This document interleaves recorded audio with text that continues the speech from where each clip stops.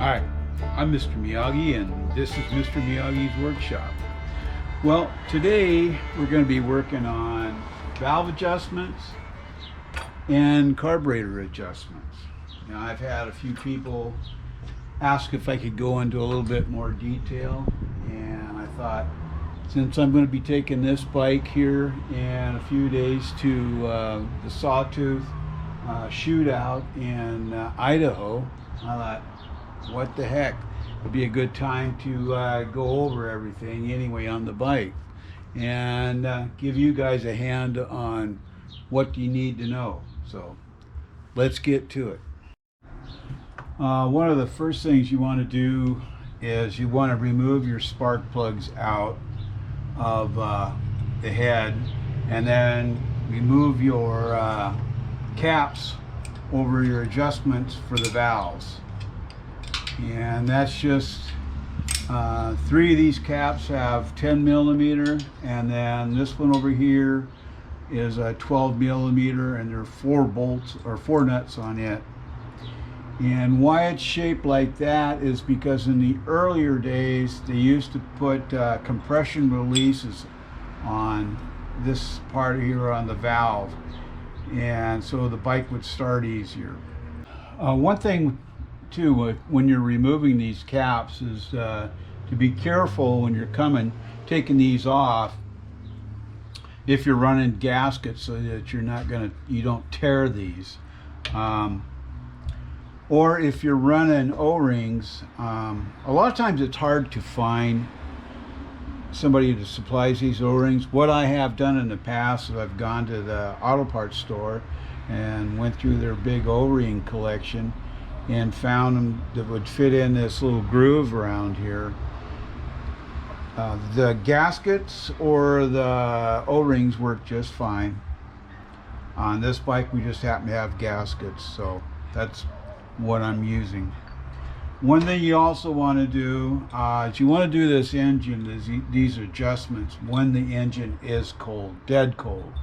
You get a better adjustment out. But we need to bring these up at top dead center, so that you're going to do one side and then the other side.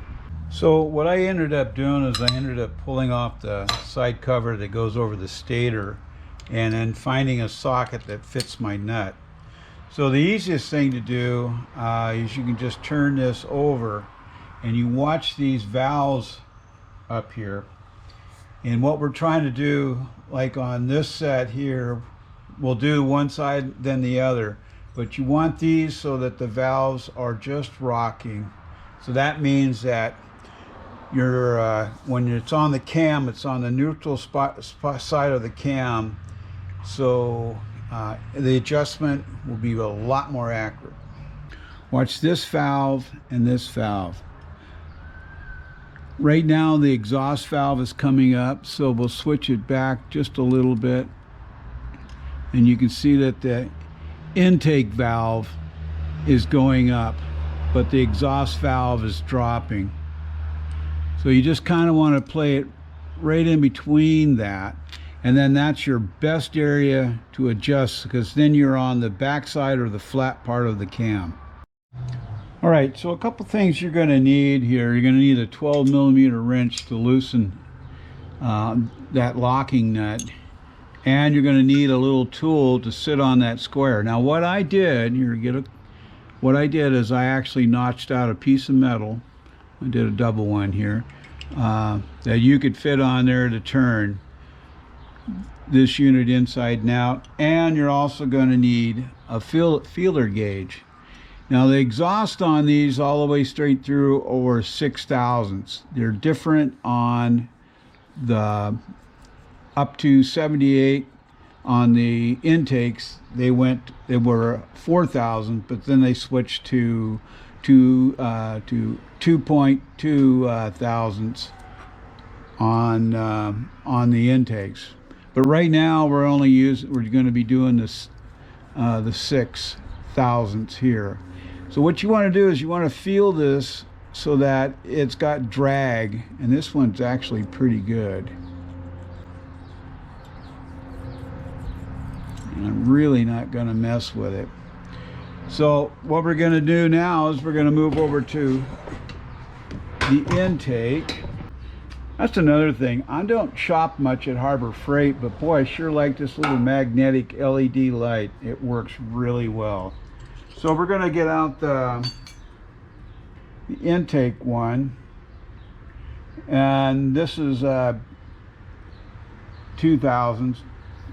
Now that's pretty loose there. It slides through there very easily. So what we're going to end up doing is loosen this one off, and I'll take that feeler gauge and put it back in there.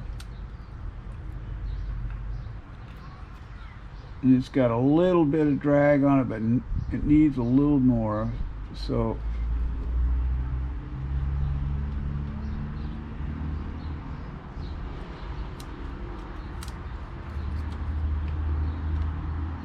this is the tricky part. Yeah, that's got a nice feel on it. So here's what you're going to end up having to do is you're going to end up having to hold the actual screw itself, and then tighten down the locking nut without loosening or tightening the feeler gauge up too much. That's feeling pretty good.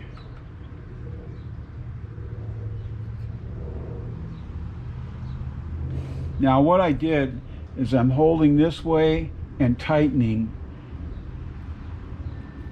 and that's got a nice little drag through there. All right. Okay, now that we've got the intake set, what we've done is I've kicked this through a little bit, and I put a wrench on the other side so I can watch these valves go up or down.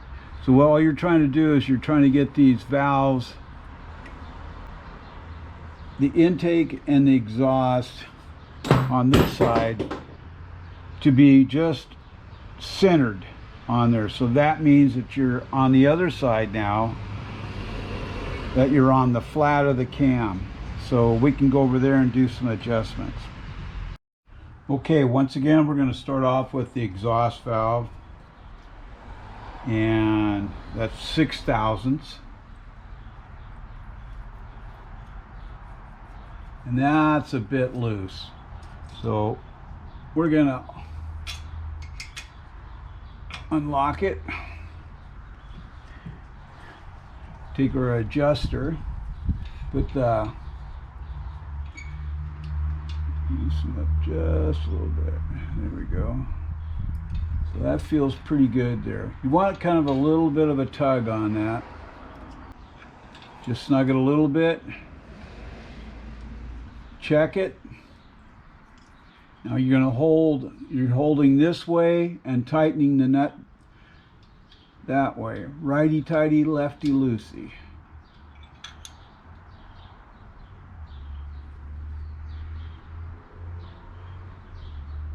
Now after that's tightened,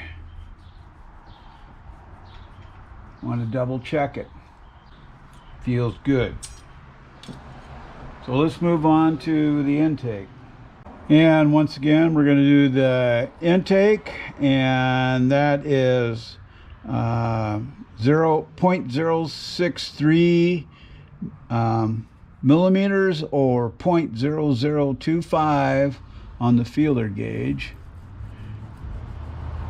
It slides okay, but I think I'd like it just a hair looser, so we're going to do this. Loosen that up a little bit, and that actually feels pretty good there. Sometimes when you loosen everything, it'll move just a little bit. So I'm going to tighten this down a little bit.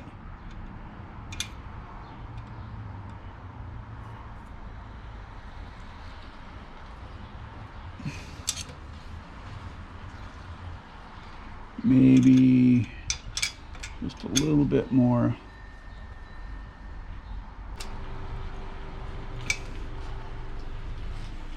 All right.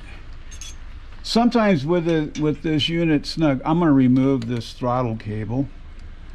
Makes it a little easier to get in here. You can turn this with this tension, that locking that tension, you can turn it just a hair to snug down. Mrs. Miyagi peeking around the corner here. Hi guys. All right, so what I did is I snugged this nut down just a little bit so I could turn this, have a firmer adjustment point. Oh yeah, it feels pretty good right there.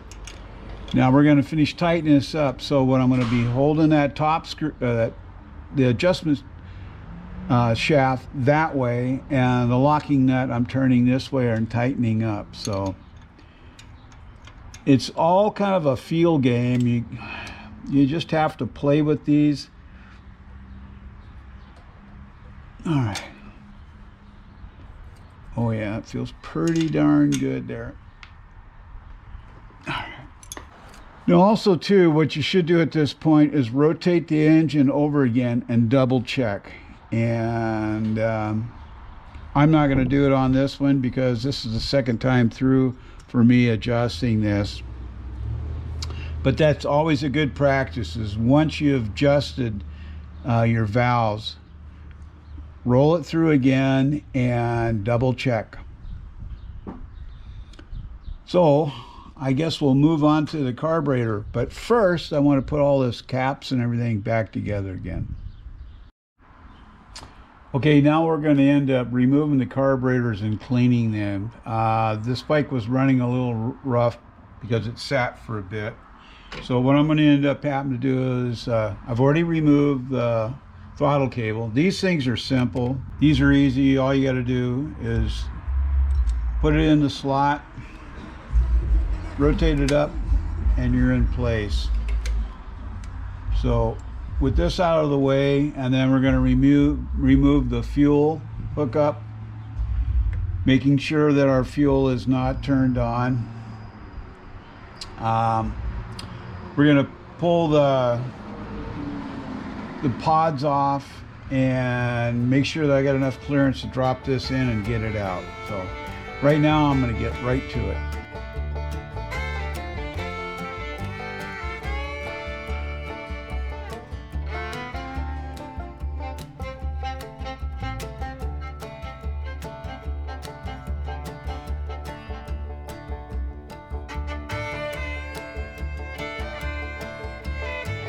You can see I had a little bit of problem getting my carburetors out. I finally ended up removing the nut that covers up the timing chain adjustment, which gives me a little bit more clearance. You could also remove the manifolds. I just didn't want to get into doing that. I've got a good seal on these, so I was just going to leave them alone. So anyway, that's I'm going to take these over to the bench and we'll do a good clean. All right. Since this thing was running a little strange, and due to the fact that it had sat for a while, I'm just going to kind of strip it down a little bit and not get into a super heavy clean, but just something that I can make sure that all the ports and everything are open on this. So we're going to go ahead and take this cap pieces off. Now you note that I'm pulling these off and putting the screws in certain positions. So if you're looking at this, this is the way the engine would be sitting here, and that's the way the carbs are. So that's the way when I take stuff apart on these carburetors, that's how I like to do it, so that I know which side and everything came on. Now a lot of that doesn't depend on these screws here because you kind of know where they go, but still kind of nice.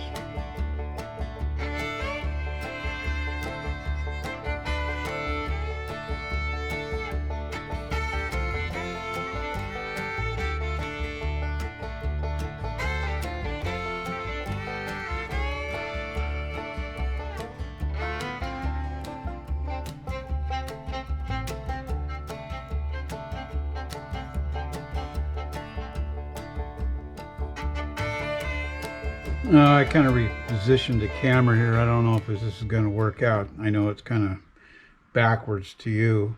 But basically, I just pulled out all of the jets that were in it, and I'm going to use a little bit of spray down inside these areas just to make sure that all this stuff is clear.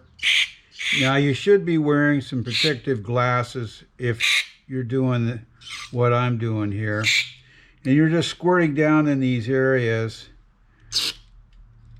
to make sure that it's all clear. I didn't pull this completely apart, but far enough apart so that I could just do a good clean. I mean, the carbs work somewhat okay, but there was a little hesitation and everything. So what I'm going to need now is that we're going to reset these carbs, and a lot of the guys are wondering what tube screws. These are your adjustment screws right up here on these 34 Bs that you go in or out. It adjusts the air and fuel flow on the carbs itself, and that's what we will be readjusting these areas here. But for now, all I'm doing is I'm just making sure that everything is clear and clean. One other thing you might want to do is you might want to check, see if you see any light through these diaphragms. If they're leaking, it's not good. But I don't see any light pipe poking through, so that's good. So I've just got this all basically cleaned up now. I'm going to put it back together again. We're also going to measure the bowl heights, or the float height, just to make sure that that's all right. So I'm going to blow through these items here. Also, some of these smaller orifices, you can double check to make sure that they're clear. I just got one of these tip cleaners from the welding shop, and so just to make sure that these are all clear. So I'm going to walk through everything and clear it all out, and then get back to you here.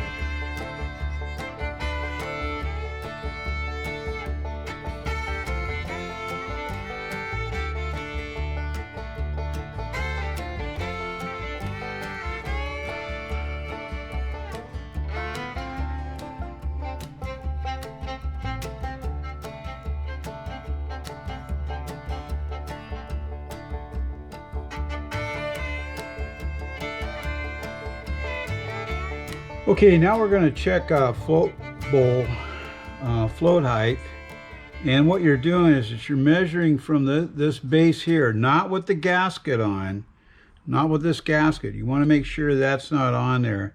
You're measuring from this base here to the top of the float, or which is actually the bottom, but when it's upside down it would be this area here, and you want to make sure that that's within few thousandths. Okay, so we're a little bit on the high on that, and same on this one. So that should be, according to the factory settings here, should be right around 27 millimeters. So I'm going to tweak this a little bit. So all you have to do is you just got to bend this flap a little bit down, and we'll redouble check this.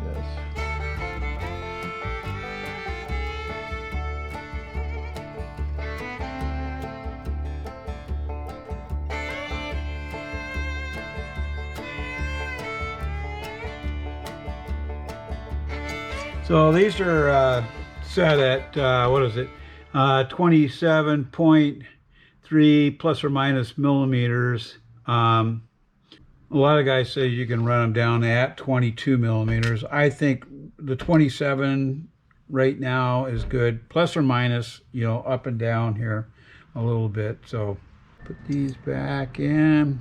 Other thing that we want to make sure is we want to make sure that that intermediate plug is put back in place, that plugs that hole. Otherwise, it's definitely not going to run right. So, and then one other thing I didn't check.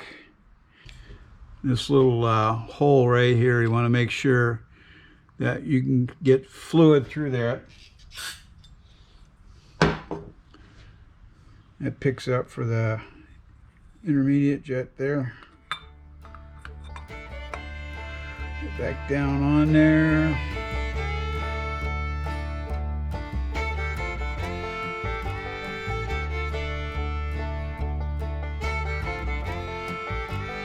One thing I didn't mention here is that I did pre-drain these bowls before I got it to this stage. You want to be aware of that, otherwise you'll have fuel all over heck.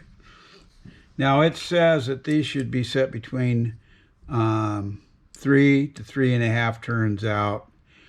I'm going to screw these in. I don't remember exactly what setting we had this at. This is a little different because I'm running pods and more or less a different exhaust than stock, and it's a rephase motor.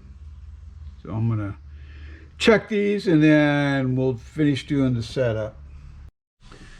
Okay, these were basically set at 2.5, so I kind of figured there was a little bit of difference there. Not a big thing. When you're putting these diaphragms back into place, this little lip here, it has a certain spot where it has to live.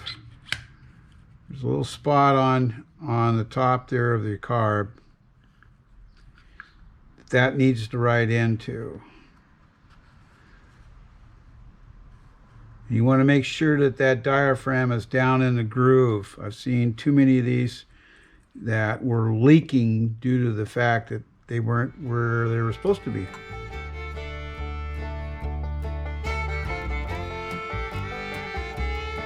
So you can see it doesn't take all that long. We just kind of went through and did a quick clean. Sometimes that's all these carburetors need. The BS34s will act up a little more than the BS38s, but I guess that's the nature of the game because they did some changing on those. But they still work fine.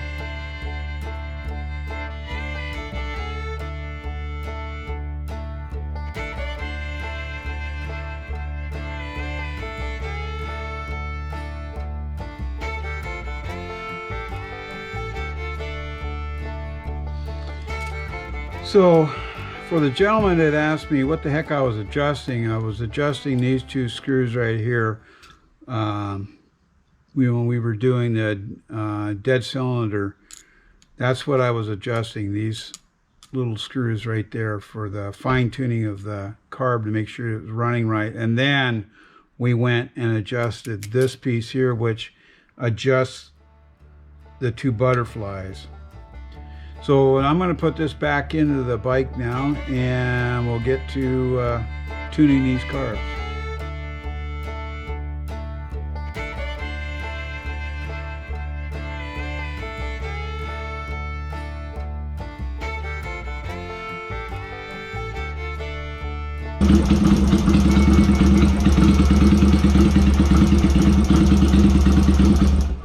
Okay, we've gotten it warm enough now that I'm going to go ahead and do a dead cylinder setup here.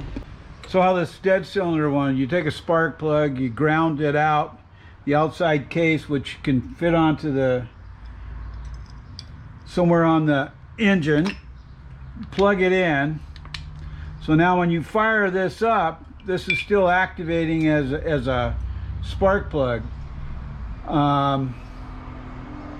I've found that I have had no problems with these with electronic ignition and all that. As long as you ground out, you want to make sure you ground these out so that they work. So now what we're going to do is fire it up and we'll adjust the carburetor on the right hand.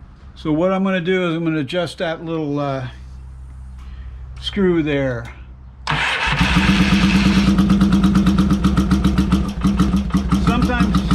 Sometimes you have to turn up the RPMs a little bit to get this to work right. So a little bit more throttle over here and they'll run.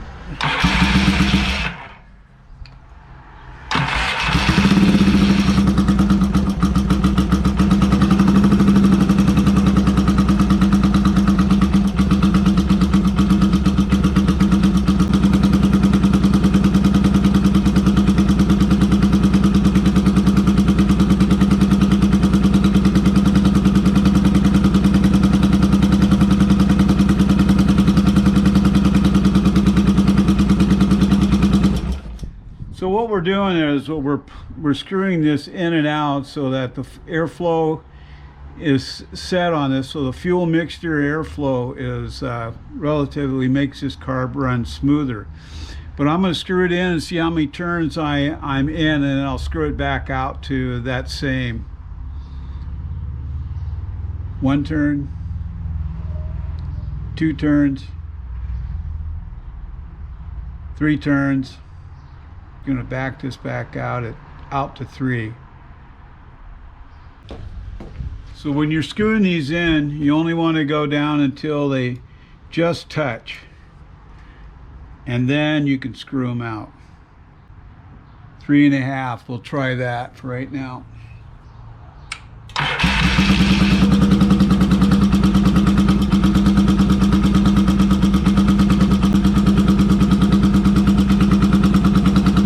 Okay, that was about 3 3/4. Once again, we're going to ground out.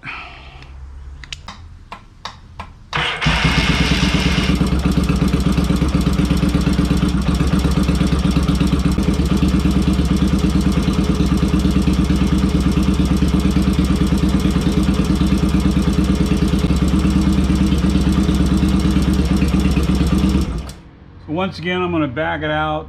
I'm going to screw this in and see if we can get them close to the same turns out.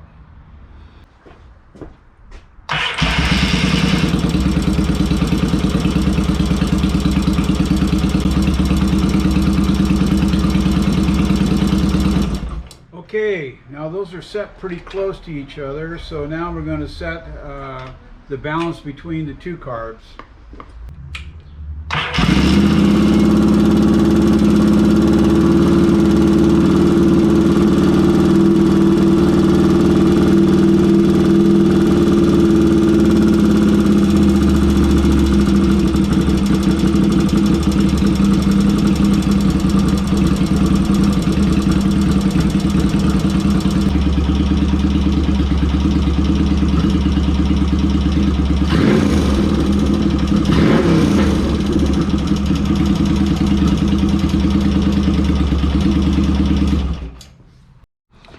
So you can see that it doesn't take a lot to do a valve adjustment. You just need your gauges, your 10 millimeter and your 12 millimeter, and a little gauge or a little tool of some sort. Like I said, I just made this up, filed out a piece of metal so it would fit on there, because you're not torquing on this too heavily. Phillips screwdriver if possible. And then on your carburation, some way of measuring the full bowl heights, Phillips screwdriver, regular adjustment screws and such. It'd be nice if you had, when you're doing your full adjustment, is that you had a set of vacuum gauges, but it's not necessary. I've showed in the past how you can set these butterflies pretty darn close with just using an 1/8 inch rod on the back side there, and it'll be fine. You don't have to go to the expense that I've done. You don't need this fancy twisty screwdriver. A standard little skinny screwdriver for getting down into a lot of stuff will do. This little setup here was just a wire with a clamp on it, and it clamped to a spark plug, and there was your dead cylinder setup. Pretty simple stuff. Spark plug deal, tool for adjusting the crank back and forth to get the right valve adjustment. It's all there. And one of the other little things if you can run across is a little metric ruler, so you could set the height of your floats. Now I have this special little tool, but I just lay it out and mark it to where I want, set this angle, because this will move up and down, and I just set that to the height that I need.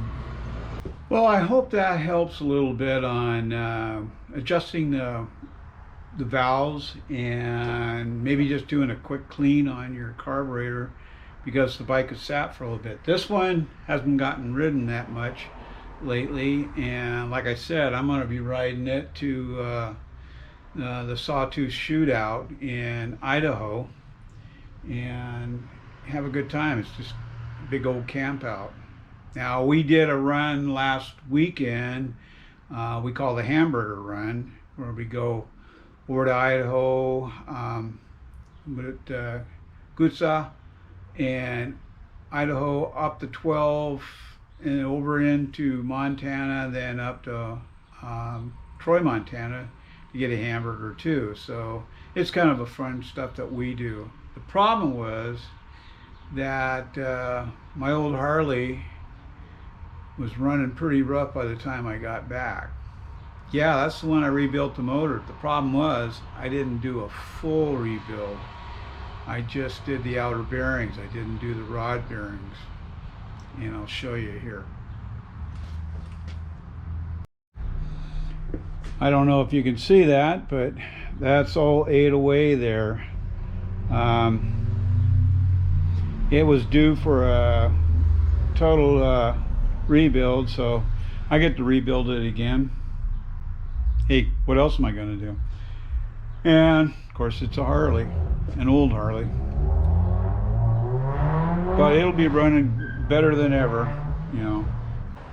Anyway, if you've enjoyed this video and learned something, you can always put a comment in the comment section below, or if you have a question, you can put that down there in the comment section too, or you can send it to my email address at tmiyagi@hotmail.com. I'll try to answer it as quickly as possible. But if you've liked this episode, please like, share, and subscribe. And don't forget to hit that ringy-dingy button for the next episode coming up. So this is Mr. Miyagi saying, be safe out there, and hope to see you on the road. Ciao.